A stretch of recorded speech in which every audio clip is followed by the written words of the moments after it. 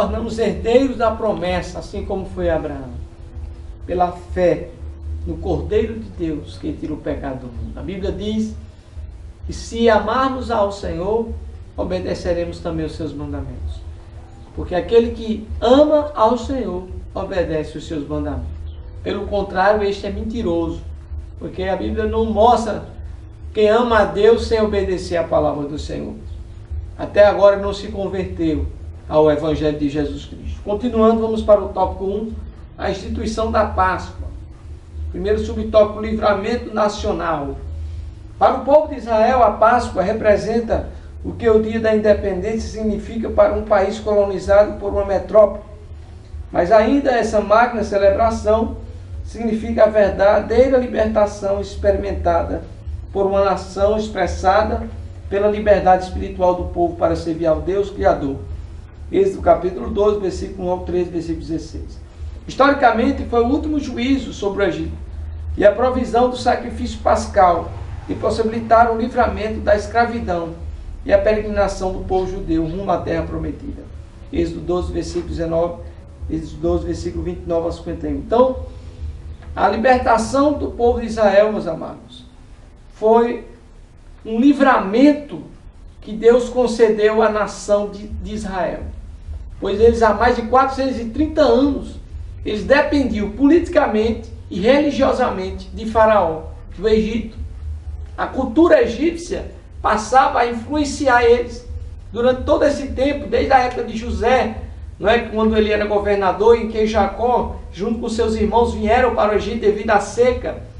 Não é? Eles passaram ali, foram crescendo, se multiplicando, não é? Porque os hebreus eles cresciam bastante. As mulheres hebreias elas pariam bastante, elas eram mulheres frutíferas, não é? Diferentemente de hoje. Hoje em dia, não é? As mulheres elas querem evitar ter filhos, né, irmãos? As mulheres elas rejeitam ter filhos, mas não, a nação de Israel ela obedecia à voz de Deus, não é? Crescei e multiplicai-vos, enchei a terra, é a ordem de Deus, não é? E naquela época já, por sua vez, a mulher hebreia, não é? Ela tinha aquele desejo de ter filhos, né? De gerar filhos e filhas, não é? Era o modelo da família hebraica, era a família, era o clã, né? Era um grupo de 15 pessoas por família, né? Eu estou falando isso porque houve uma grande mudança, né? Se nós formos pegar, né, a família hebreia, né, tradicional, e uma família cristã hoje, na idade pós-moderna, nós poderemos perceber uma grande mudança, né, na questão familiar, no núcleo familiar. A mulher naquela época era submissa ao marido, né? Ela era sujeita, né? A mulher ela deveria cumprir, né, a maternidade que Deus dava a ela.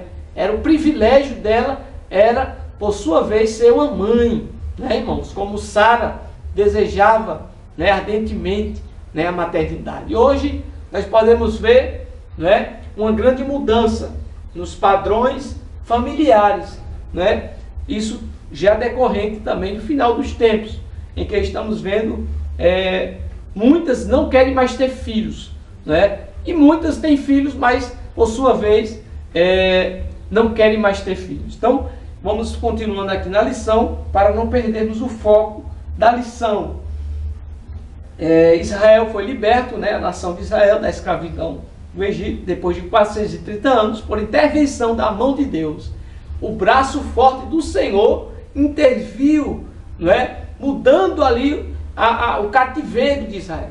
Não porque eles mereciam, né, porque Israel era um povo rebelde, era um povo desobediente, não é? Até que quando eles estavam peregrinando no deserto, não é, eles fizeram ali, né, durante os 40 dias que Moisés passou ali orando no Monte Sinai, fizeram um bezerro de ouro e adoraram como fosse o Deus deles, né? Vejamos a rebeldia do povo de Israel.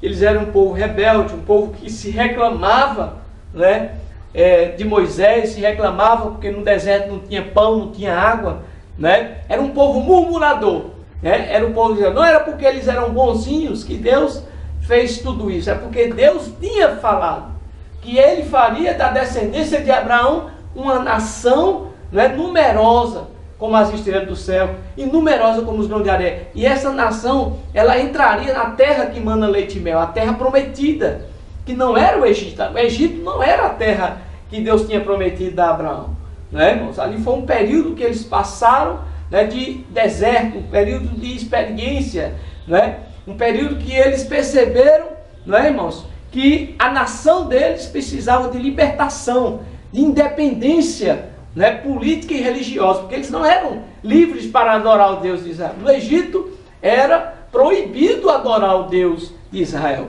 Faraó mandou matar todos os meninos que nasceram ali devido, por sua vez, uma estratégia de Satanás impedir o libertador de Israel, que foi Moisés, né, filho de Joquebede. E hoje, Jesus Cristo é o libertador hoje de todos aqueles que creem e confessam a Ele como seu único e suficiente Salvador. Para que o homem hoje possa obter libertação na vida dele, em todos os sentidos da sua vida, é necessário agora ele crer, né, na palavra de nosso Senhor Jesus Cristo. E pela fé ele consegue obter a libertação, não é, irmãos, da opressão, não é, da escravidão do pecado, não é, e alcançará com certeza a morada celestial, que é a terra prometida hoje para a sua igreja hoje, é a Nova Jerusalém, a cidade celestial que Jesus está preparando para o seu povo fiel habitar nela. Continuando, vamos para o subtópico de número 2, a libertação da escravidão. Os israelitas habitaram por aproximadamente 430 anos no Egito. Êxodo 12, 40. Na maior parte desse tempo, eles experimentaram a dominação, a escravidão e a humilhação. Ser escravo no Antigo Oriente era estar sob a dependência política, econômica e social de outra nação. A religião a ser professada pelo povo escravo era da nação dominadora. Logo, não havia dignidade nacional para escravo. Entretanto, no caso dos israelitas, o Deus Todo-Poderoso ouviu o gemido dos filhos de Israel, aos quais os egípcios escravizavam, e lembrou-se da sua aliança. Êxodo 6:5. Do sofrimento da escravidão, o clamor do povo chegou a Deus, que lhe proveu o livramento. Como nós falamos, quando Deus faz promessa, Ele é fiel em cumprir a sua palavra. Então Deus tinha prometido a Abraão, a genealogia de Abraão, Isaque e Jacó, não é? Que dele faria uma grande nação, e abençoaria os que dele abençoassem, não é? E amaldiçoaria os que amaldiçoassem a ele. Não é? E todas as famílias da terra serão benditas pelo Deus de Abraão, Isaque e Jacó. Então esta promessa foi uma aliança, um concerto de Deus para com seu servo Abraão. Então Deus ouviu o gemido, não é? Ele sentiu ali o sofrimento do povo hebreu ali por 430 anos no Egito, e Deus resolve agora intervir usando Moisés, não é? Esse nome Moisés quer dizer tirado das águas, não é? Porque a filha de Faraó encontrou Moisés numa cesta do rio Nilo, vindo ao encontro dela, não é? Miriam lançou Moisés numa cesta, e no rio Nilo as águas levaram ali Moisés. Por isso que o nome Moisés, tirado das águas, não é? Considerado como o maior profeta do Antigo Testamento. Moisés, não é? Tanto em maravilhas como prodígios e sinais, Moisés foi realmente o grande profeta do Antigo Testamento. Continuando aqui na lição, terceiro subtópico, a nova celebração judaica. A Páscoa passou a ser a nova festa religiosa dos israelitas, pois essa celebração foi instituída por Deus, mediante o legislador Moisés, e o novo ano religioso começou, Êxodo 12, versículo 1 ao 20. Os israelitas passavam 8 dias comendo pães sem fermento, o matzá, isto é, fatias de pães asmos. Tudo isso para trazer à memória a grande fuga do Egito, que fora tão rápida a ponto de não haver tempo para deixar o pão caseiro crescer, pois esse pão deveria ser consumido antes de a massa levedar. Êxodo 12, versículo 39 e 40. Então o levedo do pão, não é? O pão fermentado, simboliza também o pecado, né? O fermento incha o pão, né, irmãos? Nós podemos ver às vezes uma igreja cheia de gente, cheia de membros, né? Cheia de pessoas ali, mas nem muitas vezes aquela igreja é uma igreja que está saudável espiritualmente, né? Muitos ali estão apenas só de aparência, né? Estão doentes espiritualmente, ainda estão enfermos, né? Estão pessoas ali que não se converteram ainda, pessoas que ainda estão oprimidas, mesmo estando na igreja, não é? Mas a igreja do Senhor Jesus, ela não pode permitir o ferimento do pecado. Ela deve combater o pecado por meio da palavra da verdade. né, irmãos? Limpando pela água da palavra. A água é a palavra lava, a palavra liberta, a palavra purifica, a palavra santifica. Eu não vejo uma igreja que permanece de pé se ela não permanecer na palavra e na oração, como era a igreja primitiva de nosso Senhor Jesus Cristo. Nós não seguramos uma pessoa na igreja, irmãos. Não é quem segura uma pessoa na igreja, é o conhecimento da verdade, porque a verdade liberta e a mentira escraviza. No momento que alguém ela estuda a palavra, ela valoriza a escola bíblica, ela valoriza estudar na escola bíblica a palavra de Deus, ela quer crescer espiritualmente, ela quer avançar, ela quer mudar, ela quer, por sua vez, se tornar algo com a estatura de Cristo, que é o alvo de nós, né? É nós buscarmos cada dia ser perfeitos, como a luz da aurora que brilha até ser dia perfeito.